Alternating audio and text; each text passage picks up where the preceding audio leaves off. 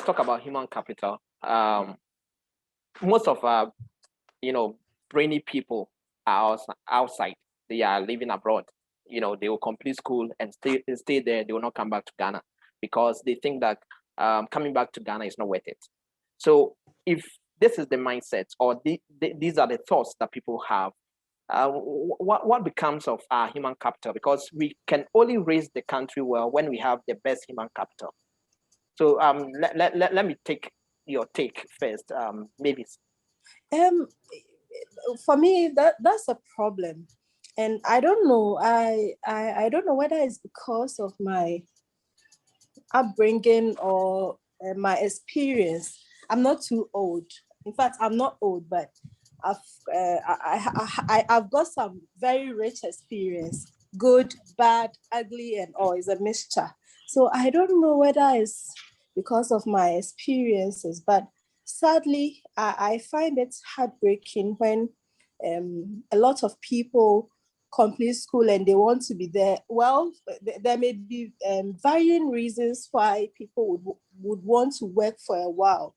Some together, some experience and come back to help build the society. Others, Ghana is not too good for them. They won't get what they want and they won't get to live a better life, in quotes. So they would rather live there and then enjoy life. And for those such people, I'm asking myself, is life all about you? How about the society where you were actually born, where God placed you? There's a reason why he placed you here on this trip. So on this our life trip, there's a reason why I personally wasn't born in America or wasn't born in Europe or wherever, but was born in Africa, specifically Ghana. Why would you want to think about better living at the expense of other people who are suffering, or at the expense of building that country or that place where you were born into? So who should develop here for you to come back someday? And it's not as if those such people don't ever want to come back. Sometimes they want to come back. And there's another group of people who are in Ghana, who schooled in Ghana, or who schooled in Ghana, but want to go outside for a better living. I have a doctor friend, and I'm always fighting with him because he's a very brilliant chap. Very, very brilliant. He got awards with surgery when he was leaving the medical school and all that. Very, very brilliant. He's always complaining that the salary is not good. They are not treating them well. Junior doctors are not paid well as compared to his contemporaries outside Ghana. And the question I keep asking him is, they don't need you. It's the people who are here that need you. So if it's just about the money, no. So the question I've been asking him is it just about the money, or there were other factors? Of course, I don't expect you to live a poor life, a very uncomfortable life. But then, is it just about money? Is it just about building wealth or money for yourself alone? Or you are also considering the society we are in? Like all of you have said, we are almost all the time complaining. So if he leaves, then all other very great guys like him leave. And then what happens? And we continue to sink and sink and sink. So it's heartbreaking. And for me, I think we should all, I like the fact that NY touched on accountability. That's what we are not actually doing. We are all complaining, but we are not holding leaders accountable, because the thing is, the leaders are not there forever. They leave. And others who may also be complaining get to be leaders. They are not there forever. It's not like some lifetime, throne or whatever that somebody will be on till they die, like an Ashanti stool, or like any other whatever stool. They leave. And the other people, the new sets always come, and then they don't seem to care, or they don't seem to make any significant changes. And I know that it will go, and then one day some of us may also be there. And I foresee that the problem will still be persistent even after a whole 100 years. So the question is, what can we do now? How we've touched on the fact that we need to hold them accountable. How are we doing it? Are we educating people to understand that we can make where we are living better? We can also have systems in place. What are we doing? That for me should care for the problem, I would say. Yes, so my take on the fact that people want to work outside for better living, for me, I'm not in support of that. I frown upon, if it's just about gaining the experience and then coming back to help, for me, it's fine. But if it's about the fact that Ghana or Africa is not good for me, and so I need to be there. And why I touched on the fact that they also have problems. People complain about one problem or the other. So the solution will not be about people being there or avoiding their countries or where they were placed. But then the solution should be that we gather the experience. What did they do right? What did they do wrong? How are we learning from them? How do we come back to also build our countries? It's unfortunate. Sometimes you meet people and then they have reformed to actually come back and also transform. But when they get here and then they are frustrated a little bit, they give up and they are also back doing the same things people are doing. So for example, you can't throw rubbish or whatever when you are outside Ghana, but they come here and then they don't want to do it. They speak against it when people are doing it, but they stay for some few months or weeks and they are also doing it because the perception is that after all, my contribution alone is not significant. And I think we also should pay attention to the fact that it's about perception. If everybody else comes and then they are frustrated and they still keep doing the good things, still keep preaching the positive changes and all that, gradually, without giving up, gradually, I think someday, somehow, it will sink and then people will realize the essence of, building our nation or community together. So that's my take. Let's take it from Sawyer. What's your take? The fact that we build country with human capital, but our human capital is, we have people leaving the country all the time, going back to going abroad. They stay there. They go to school, do the higher education and everything, and they don't want to come back. Some will even settle for less there, just so they stay there because of their own personal reasons. And what do you think about that? I think there are a myriad of reasons for that. I totally agree. I think one of the, okay, let me start from here and then I'll go to another aspect. We don't value our human capital. Even in context where we could better value them. And what do I mean? I've been to some other African countries. I've talked with people from other African countries.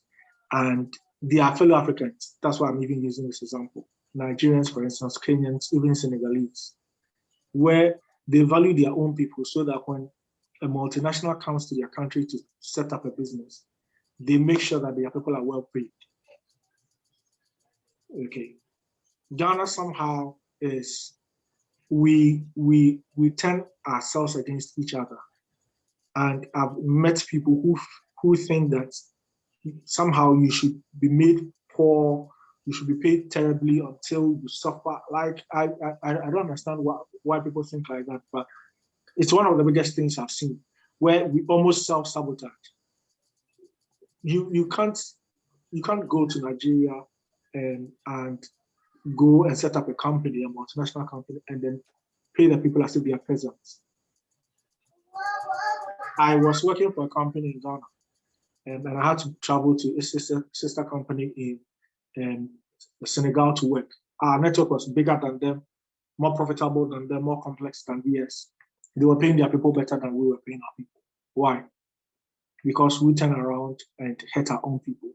When you are a Ghanaian, you are experienced, you are very capable, you are smart, you are doing your work. Just because you are Ghanaian, your managers and the people you work with value somebody who comes from sometimes even another African country.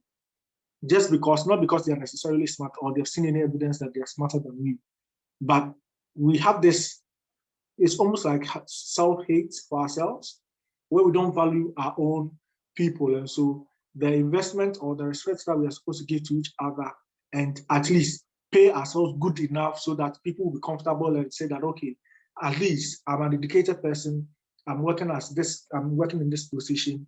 And so let me work and have enough to build, a small cottage of my own and have a comfortable, vehicle to, it's an unfortunate goal, but for most people, they will be very comfortable if they are able to afford a good place to live and be able to have a vehicle or to carry themselves and their family about.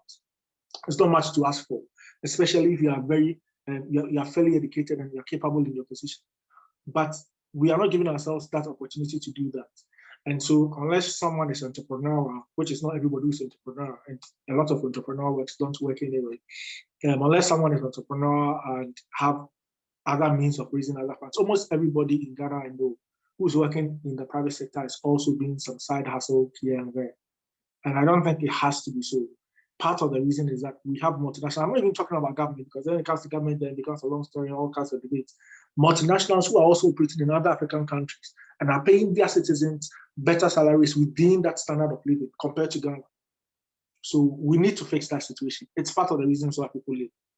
Because like I said, I don't know about other places, but me and the people I talk with here in the UK, Ghana is nice. That's why we always want to, at the least opportunity, want to come and chill in Ghana, because Ghana is nice. Less stress, we are funny people, we like to make joke out of everything. It's nice, we're happy.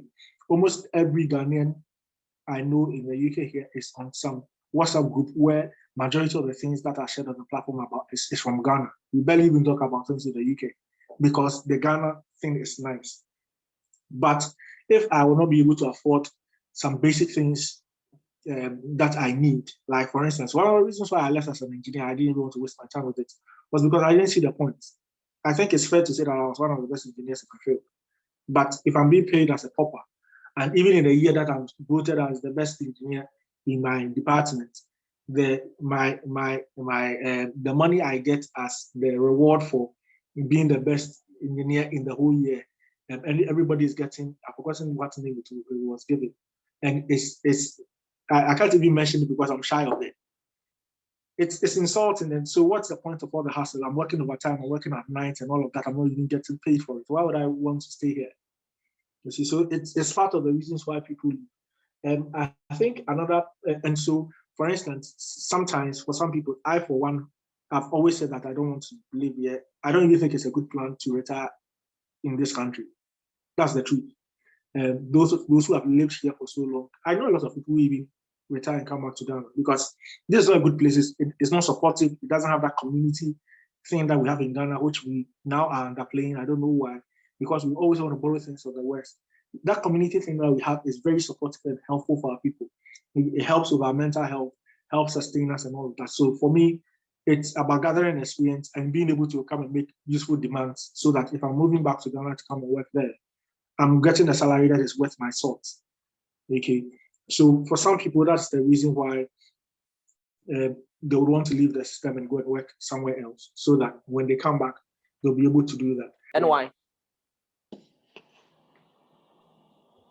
Yeah, I think Sarah said a lot, and maybe it's also touched on a lot. When we say human capital, what comes to mind is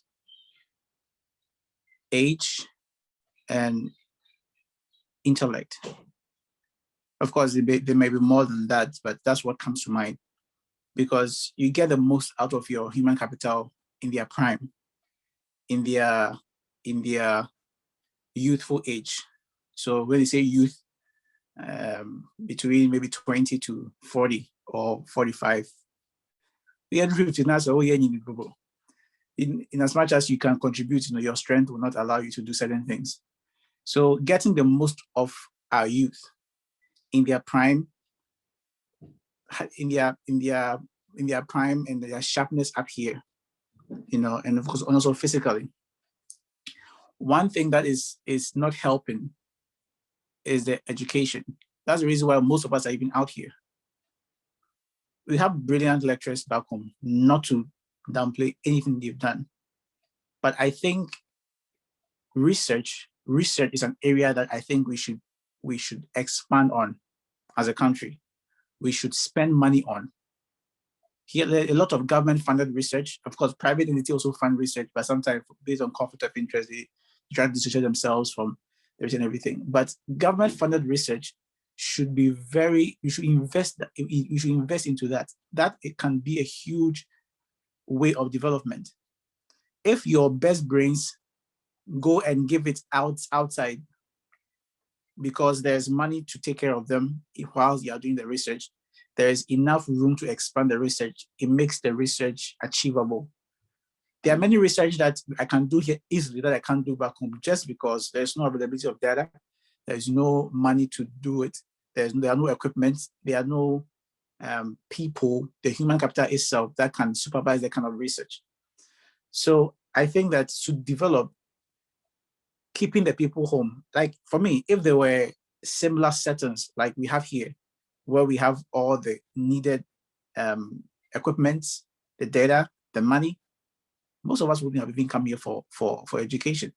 Why are we coming here for the education? Because it's better here. They have some resources that we don't have back home. I remember I did GIS in Ghana. Some might be familiar, some not, geographic information science, without using a computer. I did a whole course for a whole year without touching a computer. And it's almost impossible to do GIS without a computer because everything, GIS is a conglomeration of maps, statistics, and computer science because there's a lot of customization in there. So you can't do all this theoretically. If you're doing everything theory, you trust me, I still think I didn't understand that course until I came here to actually master in it, to do a master's program in it. So all I'm saying is that we are losing our people in their prime because they are finding opportunity elsewhere, some through jobs, some through education. I think most people are leaving for education. And if education is taken away, the education here is taking away most of our people, why don't we invest in education back home? Why don't we invest in research back home? Because the research will lead to more information, for more research, for more development. So that would be my take on the human capital aspect. Okay, thank you. Jesse, your take. Yes, thank you very much. With the human capital, in my understanding, when we say human capital, it's basically the fuel for development, right? Because that is where everybody knows that I have this within me that I can actually give out. So it's like you giving money for services. So if I have this capital as a person, it means I can deliver a service that is going to provide development. When it comes to people and us or us staying here and not wanting to come back home, there are several reasons why I think a lot of us do not want to return home, not necessarily because of the lack of resources or the lack of infrastructure to basically, get something done. In my opinion, I think it boils down to a lot of, I think most of the time is the people, right? We have wonderful people back home. We have some very brilliant people back home who can actually make something out of themselves. Even coming here, I've seen that we do not necessarily have a lot of people who are so knowledgeable, but the education system grooms them to be what or who they want to be. Okay, so when you take, I was listening to a friend of mine the last time that his cousin was very brilliant, wanted to become a doctor, didn't have money to go to school, and then later he's now teaching. Okay, when I hear stories like that, it kind of gets to me because I was a victim too. The fact that I let's say I wasn't able to get the correct score in my grades, does not necessarily mean that I'm not cut out for something. But when you come back home, that is how it is, right?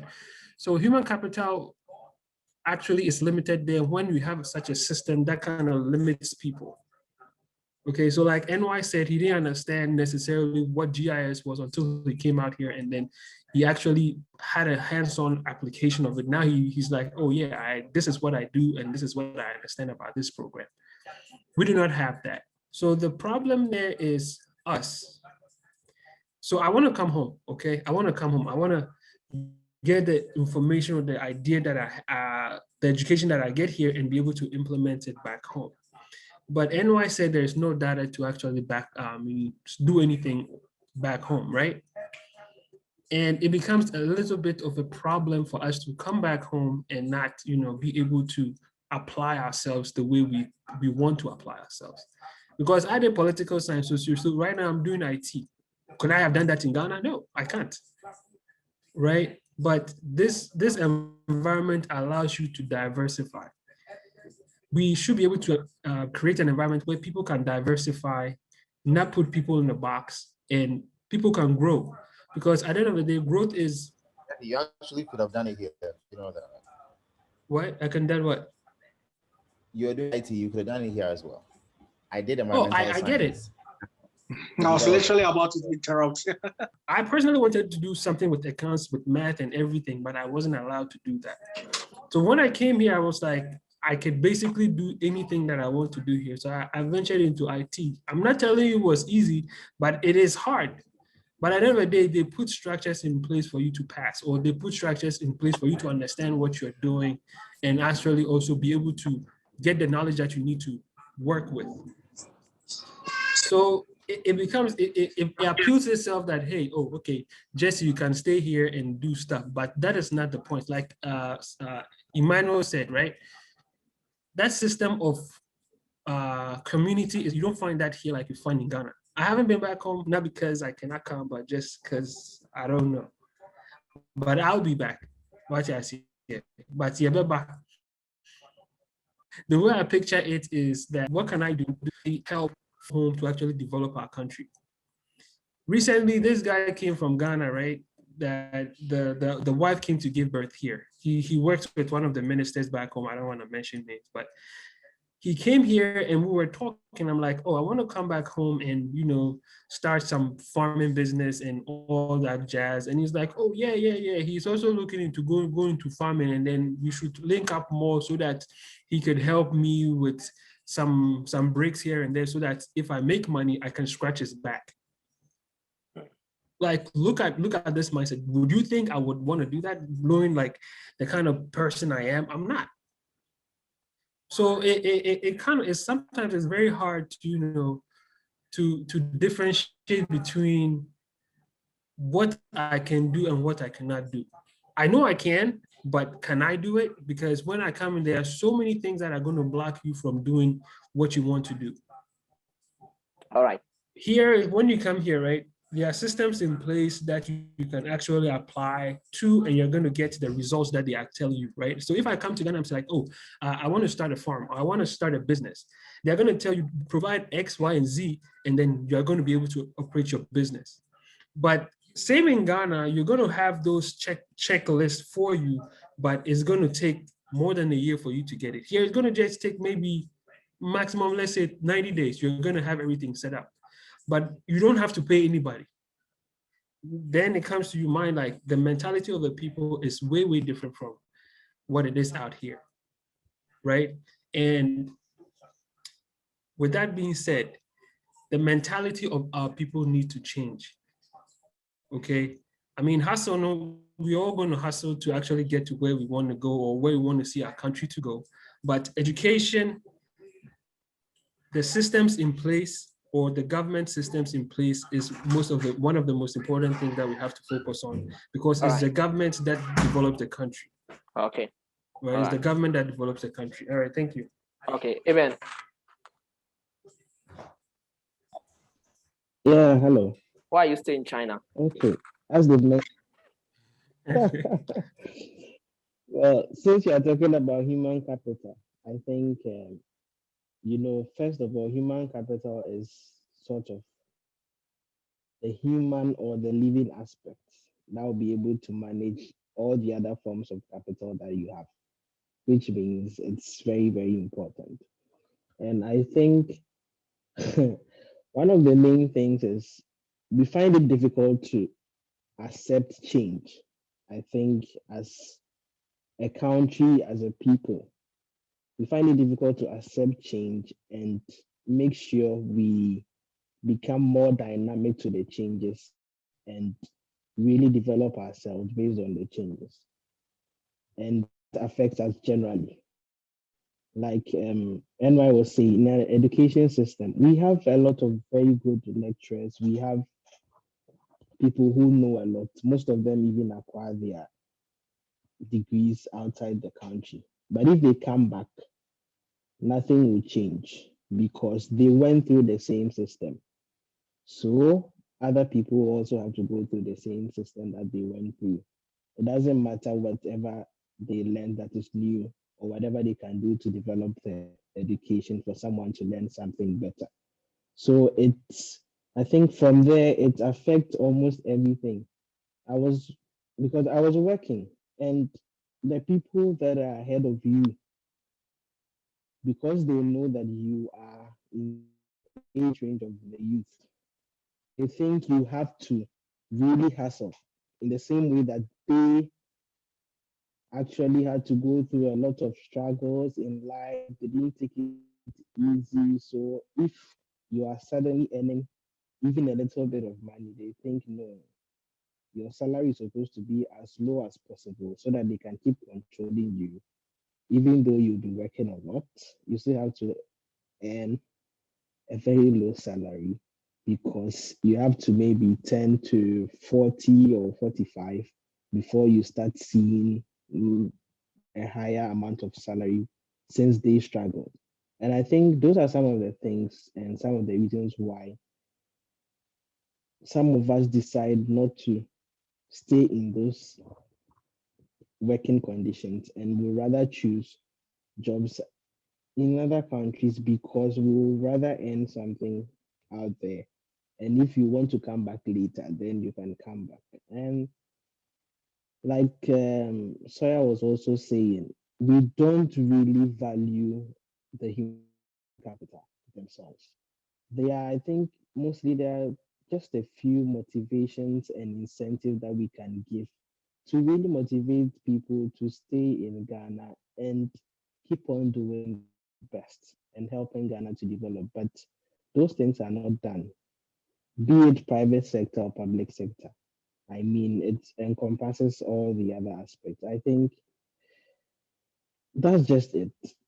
Even in the medical sector, I think just like um, Mr. Mavis was saying, that there's a doctor who wanted to do it outside. Yeah, sometimes it's about the money, but sometimes it's not just about the money. Personally, I'm still in the medical school and I really want to come back to Ghana and have my final year clinical rotations in Ghana. But now I'm actually reconsidering because there are a lot of things that I have to go through if I come to Ghana. And I have to be paying a lot of money. I have to be looking for lots of things which I'll still be paying for. And now I suddenly feel like I have to spend more in coming to Ghana and then be able to now complete my education and still come back to write my license and exams than rather staying here and having my rotations. So sometimes it keeps you here and you get other opportunities and you rather decide to take them. Meanwhile, you would have wanted to go back to Ghana and help. So I think basically it's just that it's about us not wanting to change some of the things that we do and us not valuing our human capital that much. And I hope that it starts from us as individuals. We can change things so that we travel less. And even if we travel, we come back and then help develop the country and make it a better place for people not to even want to travel. Because if you there, really, home sweet home, but Oboto, Mhm. it's your All right. pocket. So to Eben, the system is not working in Ghana. 247. All right, Oh, Roland. Let us hear you. Okay, I think we've said a lot, but I think that any leader that has a vision and do not have the technocrats or the right human resources, that leader will not be able to do anything, and the country will really fail. And it's such a catastrophic thing that is really happening in Africa when it comes to the brain drain that we are really losing a lot of the brains that can help us, and they such brains quantify into billions of dollars that we are losing. So I think that we need to move forward, and the country progressively is growing. So some of the issues that we encountered 10 years ago, perhaps we've done 15% advancement on them. We've improved on them 15%. So there is a growth. We are progressing gradually. It wouldn't be as very huge. Sometimes when you have a taste of such a foreign system, it also really informs you and make you want something to be done immediately. But progressively, we can get there. And in that progressive growth, we need the intelligence. We really need the intelligence. There will be no way there wouldn't be any challenge in the system. But the more we are losing the brains on the fact that the system is not working, the more the system will never work. It will never work. So for the brains, I think that wherever that you go and learn, you try and then bring that thing that you've learned or whatever that skill that you've gained, you bring it on board. I think the other thing that we can do is we form networks. For example, South Africa developed a system whereby they created an agency out there, and the agency was looking out for all the professionals of South Africans, and they were linking them together. And apparently most of them had really made it. So in that view, they were able to come together, do some projects within the country.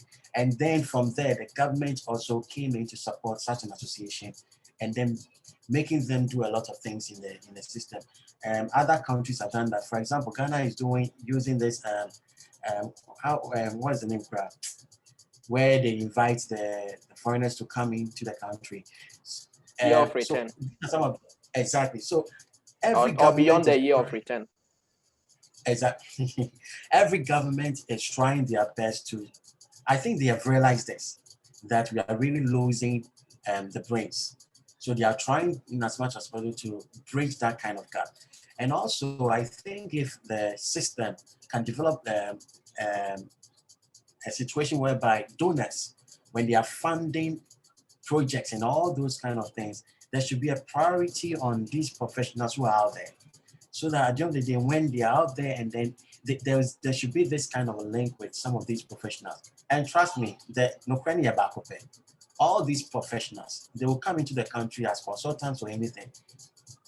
Of course, they have the mindset to help the country, but the major one is, the pockets.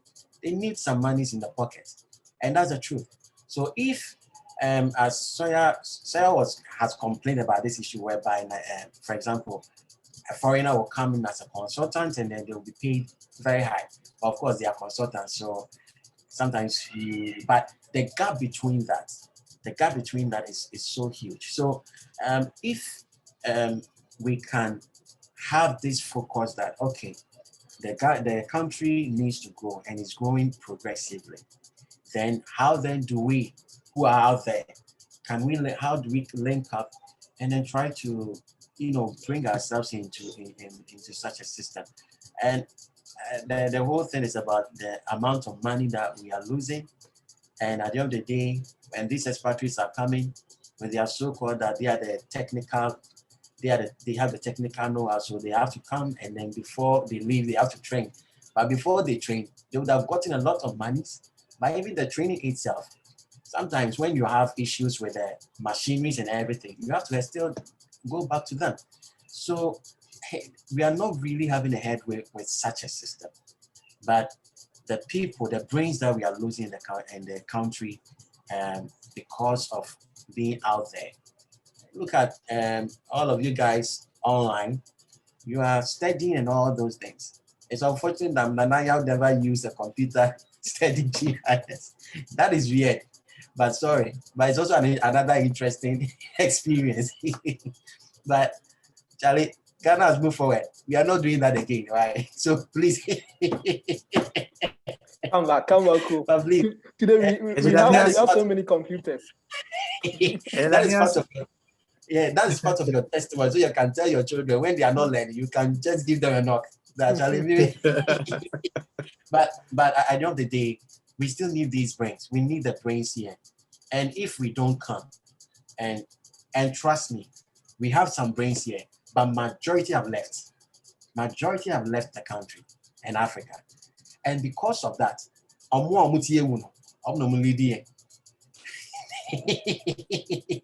and no, that's the truth. Charlie, do it this way. They will not listen. They will not listen. They don't have an understanding. They will look at what you are talking about, but they don't have. They are not digitized in mind. But so guys, I think we should use this platform to encourage our colleagues. Perhaps we can start a network of professionals amongst ourselves, Ghanaians, wherever. We have a lot of them out there. Let's form a network, and through this network, we can partner with some entity or an entity or a donor company that we can look up into doing very massive things. Very massive things. There is this entity that has developed, a university that has developed in Arizona, a prefab and concrete cast machinery. A whole is on 10.5 acres, and it was done by majority of them were Africans. They were the brains behind it. So why don't we do something? And these same people, when they are coming to the country, they want to bring this factory in here, and they intend to tell you that they have to bring the technical know-how. And one thing that you can realize is the people as part of the technical know-how, most of them are also Africans. So what are we doing to ourselves? I think that let's use this platform to forge something ahead. And I think we are really losing money. And let's use the diaspora also to invade into the system with investment. And through that, we can get these brains also coming down to do a lot of things. So I think this is my take on that. All right, Kwame. I think we've all said a lot of things on this side, and so I'm not going to talk too much. I think the most important thing that needs to get done, first of all, is that we all need to conscientize ourselves that this is where we are from, and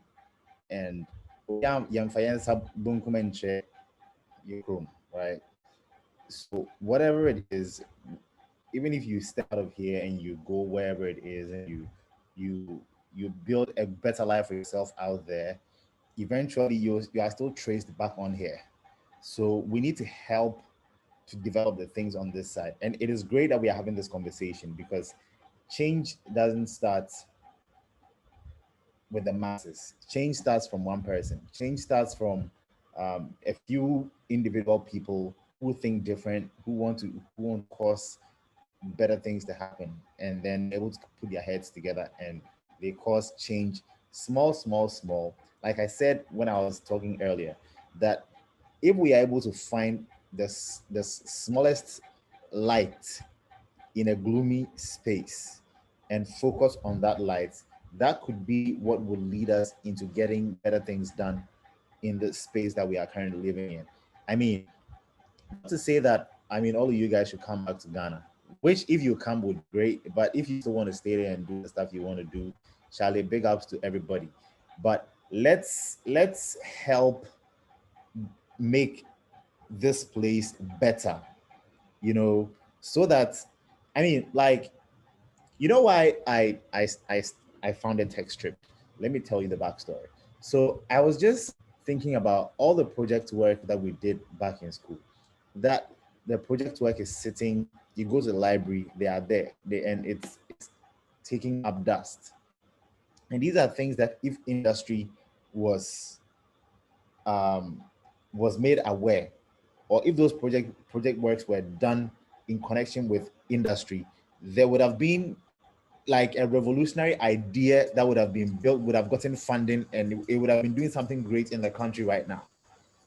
There are students sitting on campus that they are racking their head developing systems. So bro, the things that students are developing on campus nowadays, it's crazy. But there's nobody connecting them to industry.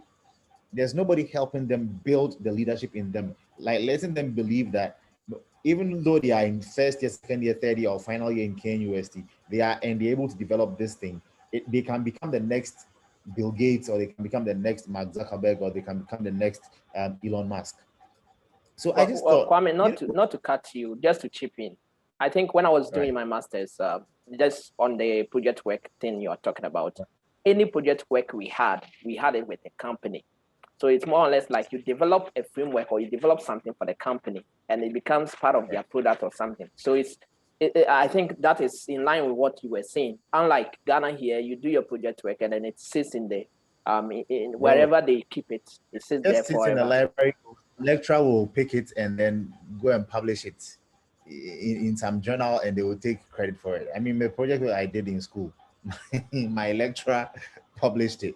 Apparently, it was a work that they had gone to take. They had funding for. They didn't give us the funding. We went on ground to go and do the research, brought data analysis, came to defend the project. And in the end, they just added small touches to it and they went to publish the work without even acknowledging us that we did part of the work, bro. So like it's painful like that, you know. So if we are able to like consolidate our ideas and see that these are all the things that we've seen wrong in the system, and this is what we've seen outside, how they do things, and we bring all those things down and try to cause a change, then we will be able to see change happening. To be very honest with you, like I want to be able to see change on campus so much so that like I want the next big IT project, the next big development project that would blow up in this country to come from somebody who was a part of my tech accelerator, TechStrip, that I was able to connect them with industry and the product was picked up by industry, funded, and now it's big and it's doing something amazing in the country. I really want to get that thing done. And that is how we can cause change to happen. And you know, so I mean, everybody, you guys are doing great. You guys are doing great. But yeah, let's help invest in human capital on this side, with all the knowledge we are getting outside, so we can get things. I want us to box three things into one, and then we wrap up. I want to just finish up with something. Okay, all right. Real quick. Kwame just said something important here that I think that we need to talk about. I don't think there's a protection for our intellectual property when it comes to us staying in Ghana or whatever. So if we've all paid attention, so because started be a crabby, idea we know the bar, then there's no checks and balances in there. Of course, I'm not saying we should not allow people to get into our line of business, but the government should also let the people who actually started something to at least make something first, so that it pushes other people to also go look for other opportunities. Because if I start doing sachet water, and then all of a sudden everybody can come into that business, and then my idea or the reason why I went into that business dies because people are coming in and putting doing it with a different quality, is not going to survive. Even if we look at Tesla, right? Tesla's quality is always going to be Tesla's quality. You cannot gum into or necessarily come in there and take something that is their intellectual property and use it. There's no protection for our intellectual property. As you said, school media, any project works needed, there are so many things that a lot of people, so many brains that are sitting on shelves. I remember a colleague of mine, they're doing computer learning, right? Computer learning, they're doing a project like that. And all I know about computer learning is basically say you can the computer itself can predict what a human being can think and do, right? But he's a Ghanaian and he's leading that, right? He's a Ghanaian, he's leading that project. So think about it. If such a person is actually able to stay back home and also design stuff like that, where do you think our Ghana would be on the continent? Not even just in Africa. Our Ghana will be on the whole continent or on the whole world, right? So I think we should pay attention to the protection of our intellectual properties. I think Abino should also put stuff in place. I have been able to develop the prototype. I started it. The very moment Obi betimi China prototype and I say the same thing about practicing. I think that the government should put stuff and measures in place. I know if you design something or if you do anything, you have at most 20 years to benefit off of your idea. So after that, especially when it comes to pharmaceutical companies, when they create a drug, that a drug is working, the government affords them a number of years that they can benefit off of it. After that number of years, every other company can do what? A generic one of that drug. Okay, so at least the company knows that my investment and also my research that I did, I haven't actually lost. At least I've gained. But right now, I'm also betting everybody so that everybody can come in with a price reduction or whatever product. That is what I wanted to chirp in. All right, maybe jump in. I think you. Okay, you so yes, I wanted to add that please, once you are coming back to invest in the human capital, please try and also invest in their training, because it's something that a lot of times business people do not look at, in our part of the world, do not look at. They are just interested in making the monies without training the people. So that's how come customer service in our part of the world is so poor, but then customer service in some other parts or some advanced countries are top-notch. They are continuously training them. So please, when you come, don't just think about the cash. Also invest in the the training of the human capital too. So that's the little I wanted to add to it. All right. Please, can I add something? Just a quick one. So with what Jesse was talking about, I think there are now some international systems that are there that you can register whatever product or model that you have, so that you can have that intellectual property. And I think also everyone should have an essence of being affiliated to attorneys, so that these attorneys can also be advising, because the more you are advancing and then you are developing something that it is your brain, that's where you need to talk to attorneys. And we shouldn't be afraid to be talking to lawyers or having lawyers as friends, and so that they can advise in some of these things. And the other thing is, when it comes to the diversification of ideas, and I think you made mention of something whereby the government or the whole system allows you to enjoy from it for a period of time. But over here, everyone wants to survive. But I think one of the things that some of the entities that are still thriving is about the quality that they attach to whatever they do. So I think that is something that we also need to be looking at. Sometimes you bring a product and that product, I think the next advancement, but you should have produced something. You should have had about 3 different advancements and modules attached to it. Okay. And please, I also want to comment on that. So thank you. Just to add to what you just said, if you have the idea, Jesse, and then you register it, or you get affiliated to an attorney or somebody to guide you, register your idea, you can equally protect it. But a lot of times people outside do not even register these ideas. And so once you haven't registered, you don't have any protection. And so anybody can pick it and do whatever he or she wants with it. But if you have it registered, it's your registered trademark or whatever, and then somebody is using it or somebody is replicating it, you can always sue or get the right thing done. So it's not like we don't have it, we do. But in our part of the world, people, just like people don't really sue. You don't find a lot of civil suits. Mostly it's more of criminal, somebody is owing me. So even when something is happening, you know, in your part of the world, people just sue anyhow. And that's one of the checks. As somebody, as you rightly proposed, there are checks there because somebody of accountability is rated high because people are always, almost all the time, looking for an opportunity to sue. But in our part of the world, people don't, they take things for granted. So the few people who are able to register their trademarks, their ideas, just like you said, you have 20 years or so protection, that we have the same laws. As for the laws and whatever, we have them. But people do not just know, or they know, but they don't get things done properly. And so people also take advantage. And by the time somebody replicates your idea, how are you going to defend that? Oh, I started this, and where did you register it? So let's look at a much better way of doing things, and I think we'll be okay.